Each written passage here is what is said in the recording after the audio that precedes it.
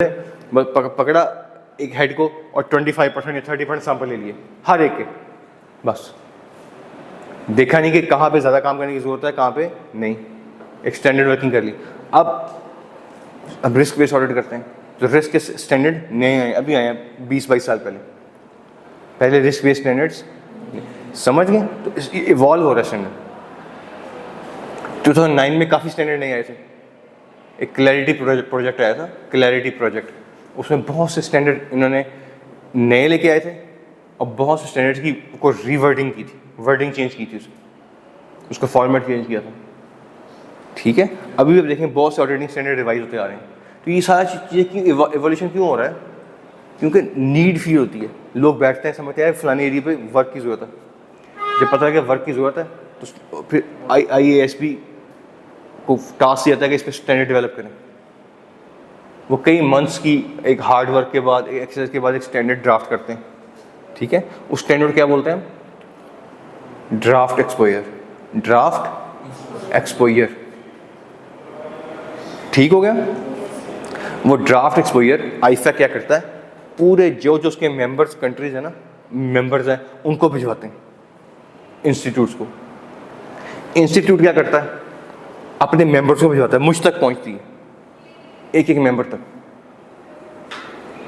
हम उसको पढ़ते हैं, उसमें जो इम्प्रूवमेंट्स की जरूरत होती हैं, जो रिकमेंडेशन देनी होती हैं, हम ICAP को रिकमेंडेशन देते हैं। ICAP पूरे पाकिस्तान से रिकमेंडेशन इकट्ठी करता है, पिफा इकट्ठी करता है, ICM इकट्ठी करता है, institute of chartered accountant India इकट्ठी करता है, इंस्टीट्यूट ऑफ चार्टर्ड कनाडा इकट्ठी करता है, इकट्ठी करके दोबारा 1-1.5 साल के बाद, 6 महीने के बाद पहुँचती हैं IFAC तक।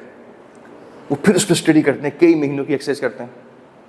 तो कई महीनों की एक्सरसाइज करने के बाद जो उनको लगता है हमें इंप्रूवमेंट की जरूरत है, स्टैंडर्ड को इंप्रूव करते हैं और फिर स्टैंडर्ड को लॉन्च कर देते हैं विद एन इफेक्टिव डेट कि स्टैंडर्ड अब इस तरीके से एप्लीकेबल है।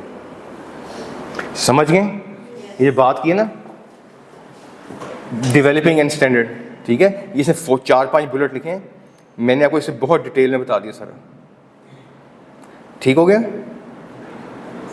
पढ़ लेंगे इसे? Yes sir.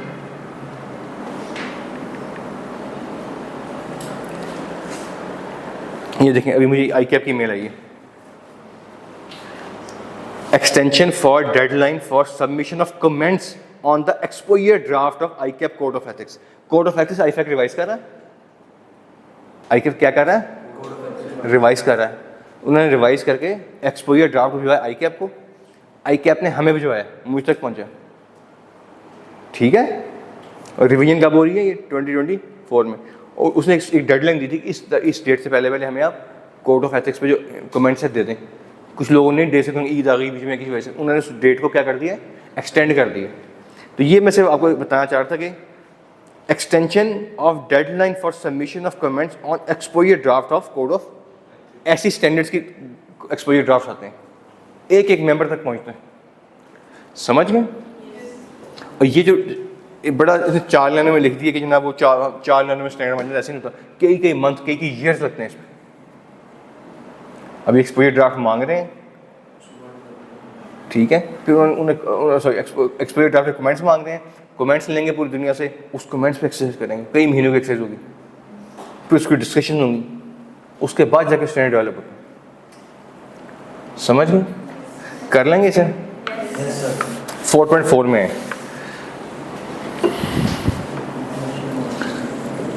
In addition to ISS, in addition to, अच्छा सॉरी, इससे ऊपर 4.3 में देखें उसने बोल्ड करके लिखा है एक्सपोजर ड्राफ्ट। ठीक है, कर लेंगे ना इसको, मैनेज कर लेंगे। मैंने सारा इसको बड़ी डिटेल में बता दिया आपको कि स्टैंडर्ड कैसे डेवलप होता है। 4.4 में है international auditing practice statement, international audit. अच्छा ये क्या है?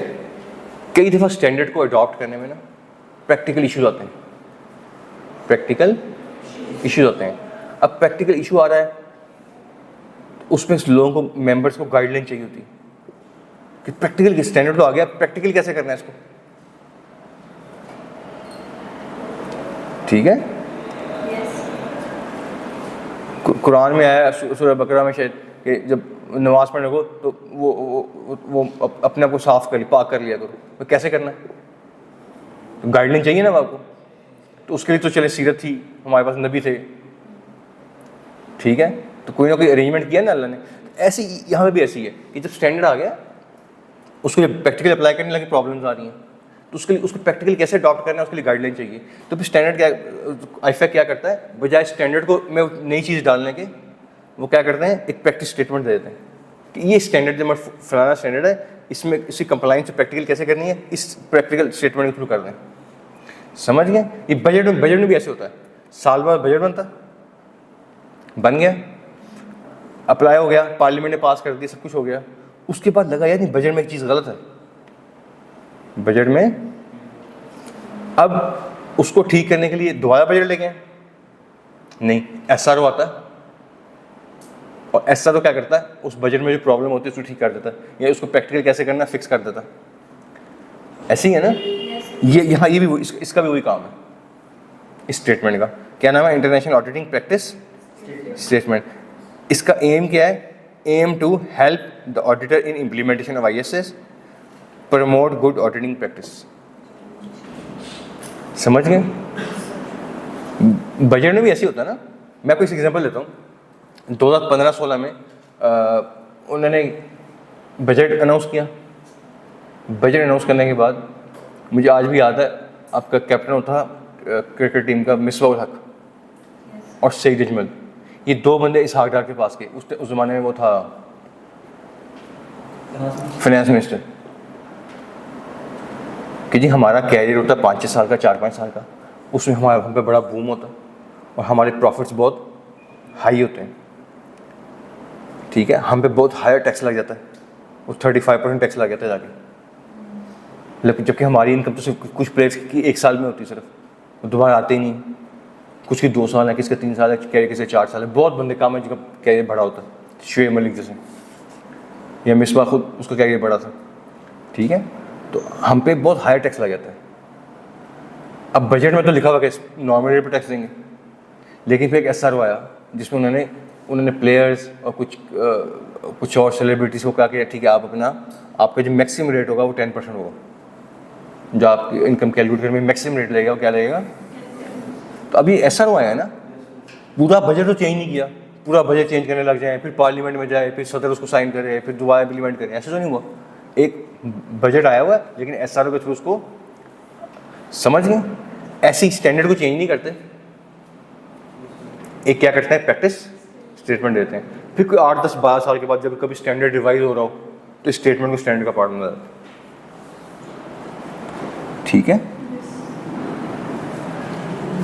आप लोगों ने अकाउंटिंग में पढ़ी होंगी, आईफ्रिक्स और एसआईसीज पढ़ी होंगी, ये तो अकाउंट ऑडिटिंग की बात कर रहा हूँ मैं, ये मैं किसी बात कर रहा हूँ, ऑडिटिंग में क्या आता है, international auditing practice statement. Accounting में आया, अकाउंटिंग में क्या होता है, आईएस आते हैं, आईएएस आते हैं, या आईएफआरएस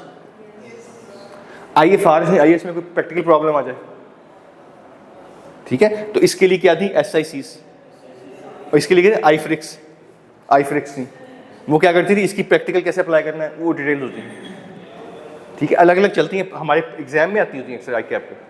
उसके बाद क्या होता है, कुछ सालों के बाद जब स्टैंडर्ड का भी रिवाइज होते हैं तो ये आईफ्रिक्स इसका पार्ट बन जाती हैं, जैसे बहुत सी आईफ्रिक्स आईएफआरएस 15 का पार्ट बन गई जाके, पहले अलग अलग थी अब उसमें मर्ज हो गई, ठीक है, समझ गए। ऐसी ये प्रैक्टिस 4.4 में क्लियर है जी।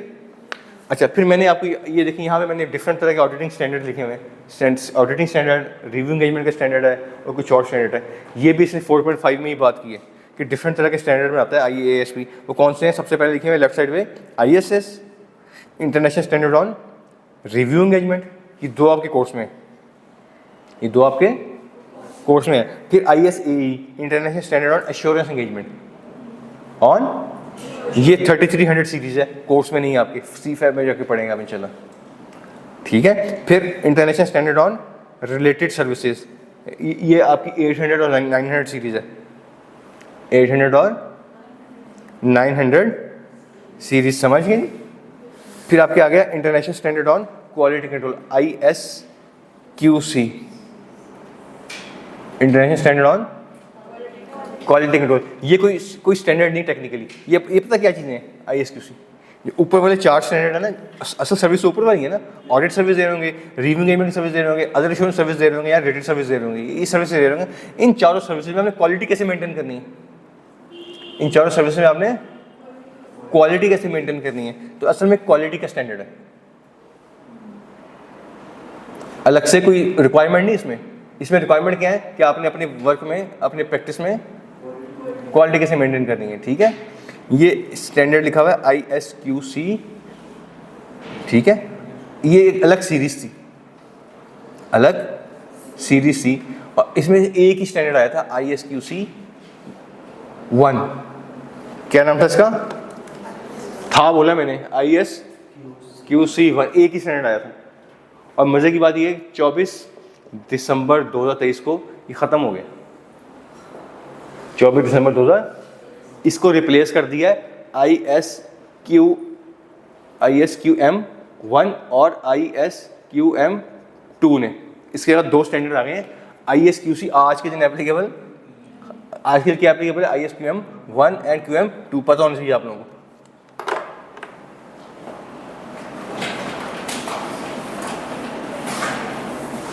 समझ गए? ये मैंने गलत कर दी, चलिए 15, ये जो डेट है ना 24 दिसंबर है, ये 15 दिसंबर है। खैर इससे फ़र्क नहीं पड़ता आपको, ठीक है, ये इररिलेवेंट नॉलेज है।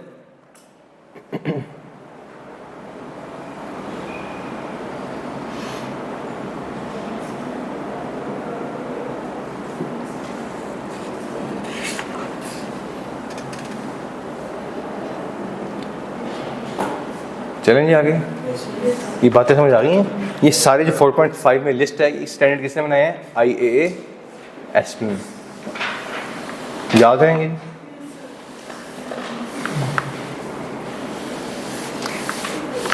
पेज नंबर 13 में वापस आए। ऑडिटिंग स्टैंडर्ड क्या होता है आपको पता है? ऑडिटिंग स्टैंडर्ड्स क्या होते हैं पता है आप लोगों को? ठीक है, रिव्यू एंगेजमेंट की स्टैंडर्ड भी पढ़ लेंगे हम। तीसरा क्या लिखा हुआ है? अदर एश्योरेंस में कुछ एश्योरेंस, कुछ जगहों पे आपको एश्योरेंस चाहिए होती है, लेकिन वो नॉर्मल ऑडिट नहीं होता। ठीक है, आपके कोर्स में नहीं, मैं परेशान नहीं करूँगा आपको। ठीक है, अदर देन ऑडिट किसी चीज़ पे एश्योरेंस चाहिए, अदर देन, गौर से मेरी बात सुने, अदर देन ऑडिट किसी चीज़ पे एश्योरेंस चाहिए तो कौन सी रिपोर्ट देते हैं? अदर, ये जो लिखा हुआ है ISAE, समझ गए? मैं ऐसी एग्जांपल दे दूँ आपको। जिस इंस्टीट्यूट में बैठे हैं ना, ये और टिप्स, 2 इंस्टीट्यूट है फैसलाबाद में। ICAP क्या करता है? ICAP चेक करता है कि इन्होंने अपने कुछ KPIs मीट किए हैं कि नहीं किए। KPIs की परफॉर्मेंस इंडिकेटर मीट किए हैं कि नहीं किए। ठीक है, तो जो आपकी कॉलेज है ना, इनको qualify QCR rated audit form से KPIs पे KPI की स्टेटमेंट देते हैं कि मैंने ये स्टेटमेंट कर ली, मेरे पास चेयर्स पड़ी हैं वो ठीक हैं, हमारी फैसिलिटीज़ ठीक है, हमारे वॉशरूम्स ठीक हैं, लाइब्रेरी मेंटेन्ड है, हमने ये एक्सपेंसेस कर ली हैं, ये रिक्वायरमेंट्स मीट कर ली हैं, हमारे पास कैफेटेरिया भी है, हमारे पास एक कंप्यूटर लैब भी है, लाइब्रेरी, एक KPIs होते हैं। ये इन्होंने स्टेटमेंट देनी होती है किसको? ICAP कहते हैं नहीं, इस स्टेटमेंट को क्या लेके आओ, इस पर एश्योरेंस लेके आओ। अब ये KPI फाइनेंशियल स्टेटमेंट तो नहीं है। अगर फाइनेंशियल स्टेटमेंट होता तो मैं इस पर ये ऑडिट करता था, समझ गए? तो हम क्या करते हैं उससे फिर ये ISAE वाली रिपोर्ट देते हैं 3300 में। समझ गए? ICAP उस पर क्या मांगता है? रीजनेबल लेवल ऑफ एश्योरेंस उस KPI पे, KPI की स्टेटमेंट पे। स्टेटमेंट किसने देनी है? स्कैंस ने या टिप्स ने। ठीक है, टिप्स का ऑडिटर मैं हूँ या गवर्नमेंट कंपनी है, तो टिप्स के KPIs की स्टेटमेंट पे मैंने रिपोर्ट दी है ICAP को। ICAP ने मुझसे मांगी है एश्योरेंस रिपोर्ट। अब वो चूंकि फाइनेंशियल स्टेटमेंट नहीं है, इसलिए रिपोर्ट किसमें आएगी? ISAE की। समझ गए? याद रहेगा? अच्छा, उसके बाद लिखा हुआ है इंटरनेशनल स्टैंडर्ड और रिलेटेड सर्विस। रिलेटेड सर्विस का मतलब क्या है कि ना अदर एश्योरेंस एंगेजमेंट है, ना ऑडिट एश्योरेंस एंगेजमेंट है, ना रिव्यू एश्योरेंस एंगेजमेंट है, तो फिर क्या है? Related services. उसमें उसने एग्जाम्पल दी है कंपाइलेशन रिपोर्ट। कंपाइलेशन रिपोर्ट क्या होती है? कोर्स में नहीं है, कोर्स में आपके सिर्फ पता हो, विजिलेंट होनी चाहिए। कंपाइलेशन ये होती है, कंपाइलेशन ये होती है कि नियाग्रा वालों ने ऑडिट करवाना है मुझसे ऑडिट करवाना है ना, मैं कौन से स्टैंडर्ड मुताबिक ऑडिट करूंगा? इसके मुताबिक करूँगा ना। लेकिन नियाग्रा वाले कहते हैं कि यार हमारा ना रिकॉर्ड ही कंपाइल्ड नहीं है, रिकॉर्ड कंपाइल्ड नहीं है, सैलरीज वेजेस बिखरा हुआ है, पता नहीं समझ नहीं आ रही कंपाइल करना है उसको, या कुछ और चीज़ों को कंपाइल करना है, स्टॉक्स को कंपाइल करना है। वो क्या करता है, जाहिद मिल कंपनी को अपॉइंट कर लेते हैं कि आप आगे हमें हमारे रिकॉर्ड कंपाइल कर दें। ठीक है, समझ गए, याद रहेगा। तो जाहिद मिल कंपनी इंगेज होगी, regulatory services IS RE compilation के मुताबिक वो क्या करेगी, कंपाइलेशन रिपोर्ट दे देगी कि मैंने आपका रिकॉर्ड कंपाइल। जब उनका रिकॉर्ड कंपाइल हो जाएगा और ये इक्विवेलेंट कंपनी को बुलाएंगे, ऑडिट करवा लेंगे। ठीक है, मैं आपको एक एग्जांपल और देता हूँ। मैं सऊदी अरब गया, वहाँ पे मैंने ऑडिट किया, अल बनावी इंडस्ट्रियल ग्रुप कंपनी थी, अल बनावी इंडस्ट्रियल ग्रुप। इस इंडस्ट्रियल ग्रुप ये एक कंपनी थी, छोटी सी, इस इतना ऑफिस था जितना हमारी क्लास है ना, इसकी क्लास भी बड़ी है। चीफ एग्जेक्टिव बैठता था, एक अकाउंटेंट था, एक मीटिंग रूम था, एक वॉशरूम था, बस पूरे ऑफिस में ये स्टाफ था 3-4 बंदों का। था क्या, वो शेख बंदा था, रिच कैश रिच कंपनी थी। वो क्या करती थी, उसने 8 सब्सिडरीज थी उसकी, paper and packaging board company थी, पेपर एंड पैकेजिंग या पैकिंग कंपनी थी या पेपर बनाती थी। और 6 कंपनी थी जो एडहेसिव गम बनाती थी, गम। 14 सब्सिडरीज थी उसकी। कितनी, एक कंपनी खुद और 14 सब्सिडरीज, 15 कंपनियों का रिकॉर्ड कंपाइल करना है कंसोलिडेशन शीट में। तो हम टेबल बनाते थे, कंपनी अपनी खुद, होल्डिंग कंपनी, सब्सिडरी 1, सब्सिडरी 2, 3, पूरी कंपनी की शीट एक्सेल में बनती थी। तो ये कंसोलिडेटेड अकाउंट फिगर्स यहाँ आती थी जाके। तो ऐसे कोई कंसोलिडेशन शीट को आपने कंपाइल करना है, समझ गए। तो आप किसी और ऑडिटर से कंपाइलेशन करवा लेते हैं और इस ऑडिटर को बुला के ऑडिट करवा लेते हैं उसका, समझ गए। कंपाइलेशन याद रहेगा। अच्छा, engagement to apply agreed upon procedures, agreed upon, इसको समझने क्या है, सुनना जरा। एग्रीड अपॉन प्रोसीजर्स, याद रखना इसको। एग्रीड अपॉन, आपने क्या करना है, एक एंगेजमेंट आई है, उसमें कोई एश्योरेंस नहीं लेनी, कोई एश्योरेंस। जो प्रोसीजर मैनेजमेंट के और ऑडिटर के दरमियान में एग्री हुए हैं वो आपने परफॉर्म कर देने, बस, समझ गए। मैं आपको इसी एग्जांपल देता हूँ। हमें एक असाइनमेंट मिली रफान मिल की, रफान मिल की असाइनमेंट मिली कि जितने भी फिक्स एसेट्स हैं ना, फिक्स एसेट्स, आपने बस ये देखना है कि क्या फिक्स एसेट्स पे जो कोड लगा हुआ है, कोड वो फिक्स एसेट रजिस्टर में भी आ रहा है। अब कभी मिल में जाएंगे ना, मिल्स में हर एसेट पे कोई ना कोई टैग लगा होता है, बार कोड लगा होता है। हमारी ड्यूटी क्या थी कि हमने एसेट को पकड़ना है और देखना है कि ये चेयर सिस्टम में आ रही है, ये टेबल सिस्टम में आ रहा है, ये फर्नीचर आ रहा है, ये व्हीकल आ रहा है। एक असाइनमेंट, कोई हमें एश्योरेंस देनी चाहिए इस पर, नहीं, कोई एश्योरेंस नहीं, बस चेक करना है कि आ रहा है या नहीं आ रहा। जो भी हमारी फैक्चुअल फाइंडिंग हमने मैनेजमेंट को बता दी, समझ गए, याद रहेगा। अभी मुझे एक असाइनमेंट मिली है, एक कंपनी एक वो है सीमेंट कंपनी है, उन्होंने 2 स्टाफ मेंबर्स मेरे हायर किए। उन्होंने आपने सिर्फ ये करना है कि पाकिस्तान में हमारे 90 स्टोर्स हैं, 90 आउटलेट्स हैं हमारे एजेंट्स कहते हैं उनको, ठीक है, ठीक है, सॉरी उन्हें कहते हैं डिस्ट्रीब्यूटर्स कहते हैं। तो आपने हमारे डिस्ट्रीब्यूटर के पास जाना है और उनसे पूछना है कि आपकी बुक्स में कंपनी को पेबल कितना आ रहा है, कंपनी की बुक्स में क्या आ रहा होगा, रिसीवेबल। तो सिर्फ रिसीवेबल पेबल मैच करने हैं हमने। अगर मैच नहीं है तो हमें बता देना है कहाँ का मैच नहीं है और क्या मसला है, क्यों मैच नहीं। अब क्या हम डेटर्स पे रिपोर्ट देने जा रहे हैं, हम डेटर्स में एश्योरेंस देने जा रहे हैं, नहीं। ये क्या है, एग्रीड अपॉन। हम जाएंगे, उनका लेजर पकड़ेंगे, कंपनी का बैलेंस लेजर हमारे पास होगा, देखेंगे मैच करेंगे, मैच हो रहे हैं ओके, नहीं हो रहे तो क्यों नहीं हो रहे। एक रिकन्सिलिएशन बनाएंगे और बना के कंपनी को दे देंगे। कंपनी का नाम अभी आपको नहीं बताता, कॉन्फिडेंशियल, समझ गए। तो ये क्या है, एग्रीड अपॉन प्रोसीजर्स। कंपाइलेशन समझ गए। अच्छा, तीसरा क्या है, बस यही है। उसके अलावा क्वालिटी कंट्रोल मैंने बता दिया, ISQC, ठीक है। ISQC मैंने बोला है, अभी ISQ एम हो गया और दो स्टैंडर्ड आए हैं इसमें 1 एंड 2। अच्छा आगे हैं, आगे जब वो कुरान में आता है ना कि इस्लाम में दाखिल हो तो पूरे के पूरे दाखिल हो, ऐसे ही है ना। तो ये IAS भी कहते हैं जब कोई स्टैंडर्ड ड्रॉप करो तो पूरे का पूरा करो, आधा नहीं करना या अपनी मर्जी का नहीं करना। ठीक है, अल्लाह कहता है वो कोई है आप में हाफिज है कोई, ठीक है, वो क्या वो आयत है कि दीन में पूरे के पूरे दाखिल हो। ठीक है, इसने ये लिखा हुआ है बोल्ड करके लिखा होगा पहला पैराग्राफ, फुली कंप्लाइड। आपने उस वक्त तक नहीं कहना कि मैंने स्टैंडर्ड को अप्लाई किया जब तक आप स्टैंडर्ड को पूरा कंप्लाई नहीं करी। और पूरा स्टैंडर्ड क्या होता है वो नीचे से लिखा हुआ है। स्टैंडर्ड कंटेंट्स क्या होंगे, ई स्टैंडर्ड कंटेंट्स नंबर 1 इंट्रोडक्शन में क्या होगा बताया कि स्टैंडर्ड है क्या, किस बारे में। ठीक है, फिर उसके बाद क्या कहता है, हाँ स्टैंडर्ड स्टैंडर्ड का बनाने का मकसद क्या था, ऑब्जेक्टिव क्या था। पहला इंट्रोडक्शन, दूसरा ऑब्जेक्टिव, तीसरा डेफिनेशंस। जो इस स्टैंडर्ड में मोटी मोटी की डेफिनेशन है वो क्या है, ठीक हो गया।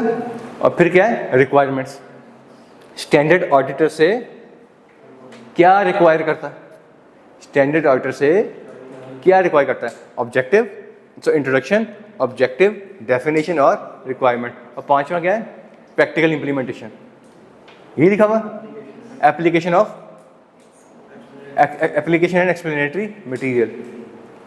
जो रिक्वायरमेंट है ये कैसे मीट करनी है, उसको प्रैक्टिकली कैसे करना है आपने। ठीक है, याद रहेगा। 5 कंटेंट हो गए इसके, कौन कौन से, इंट्रोडक्शन, ऑब्जेक्टिव, डेफिनेशन, रिक्वायरमेंट और एप्लीकेशन एंड प्रैक्टिकल मटेरियल। छठा एक लिख लें अपेंडिक्स, कुछ जगहों पे अपेंडिक्स भी आते हैं। अपेंडिक्स क्या होता है, एडिशनल इंफॉर्मेशन, अपेंडिक्सेस।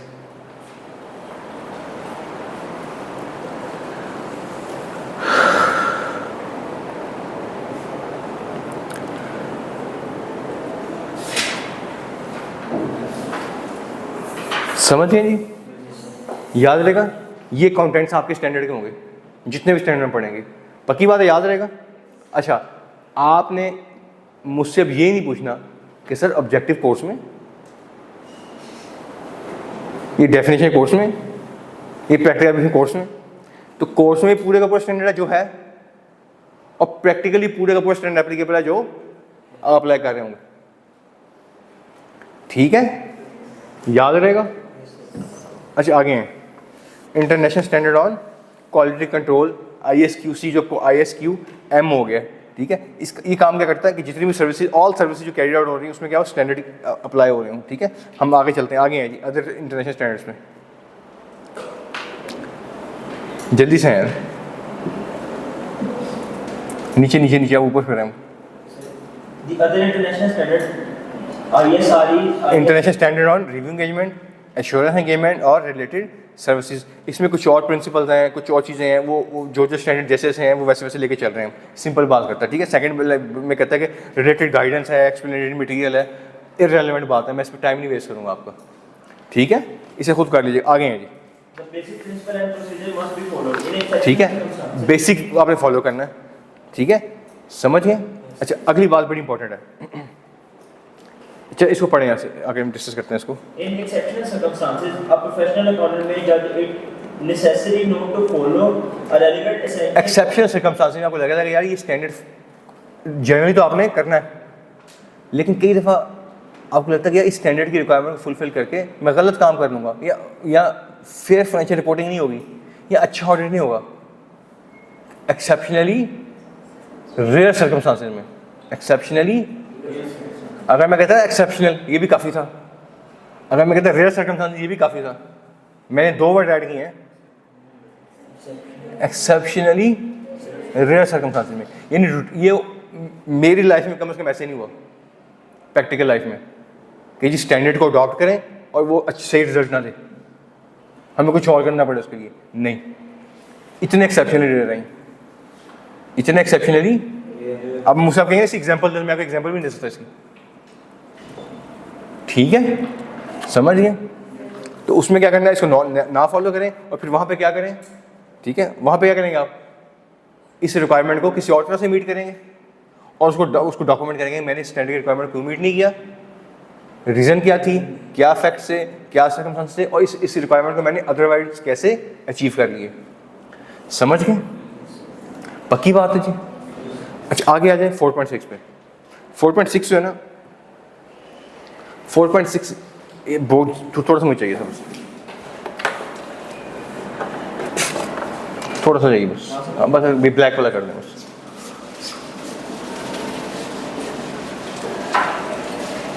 बस काफ़ी आगे। हमने पढ़े थे आपकी स्टैंडर्ड की सीरीज है, ठीक है, 200 से लेके 700 तक, ठीक है। अभी 200 स्टैंडर्ड है आपका, 200 ये मदर ऑफ ऑल स्टैंडर्ड्स है। ये क्या है, इसका मदरली रोल है। क्या रोल है जी, ये स्टैंडर्ड है जो आपको बाकी स्टैंडर्ड की कंप्लायंस करवाता है आपसे। क्या करता है, बाकी स्टैंडर्ड्स की कंप्लायंस आपसे करवाता है। ठीक हो गया, ये बिल्कुल ऐसी है। अगर हम कहें ना, जैसे हम कुरान पढ़ते हैं, सूरह बकरा पढ़ते हैं, सूरह बकरा क्या है, एक काइंड ऑफ मदर सूरह है।